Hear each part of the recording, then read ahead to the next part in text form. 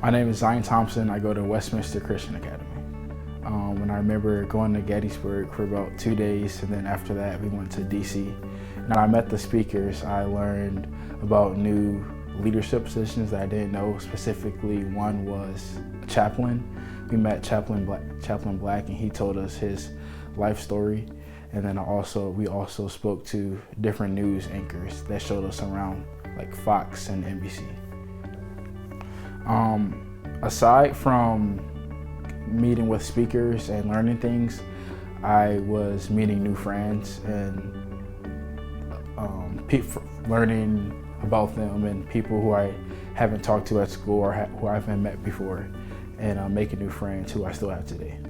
So the last night we were in the church room, and we were all talking about our experiences on the trip, and then we brought up a conversation about Michael Brown, because that was when all the issues regarding Ferguson was happening, and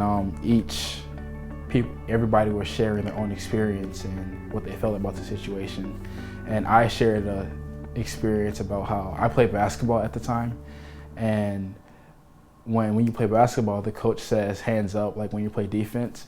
So when the coach would say hands up, some kids would say don't shoot in a joking way, but that, for me, I didn't take it as a joke. I was just kind of surprised and upset that they would joke about that, because that was the main protest that the people in Ferguson, that's what they were saying, hands up, don't shoot. And then I knew it wasn't a joke, but then as I shared that, I could tell that my peers in the room had a new outlook on the situation.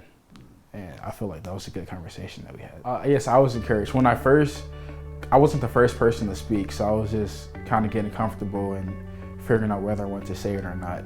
And then I said it, and I was comfortable saying it, and I feel like everybody took it well. I wasn't accusing, and I was just sharing the story, and I feel like they received it well, everybody.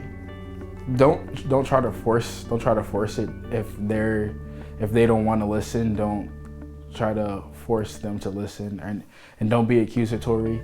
Just tell your story, tell your side, and be willing to listen to their side too, because that's how you might not agree, but that's how you come to like relate to each other, because you can relate to other people more than you realize. And basically, you might feel nervous, but once you start talking, you might feel better, and just have courage to tell your story.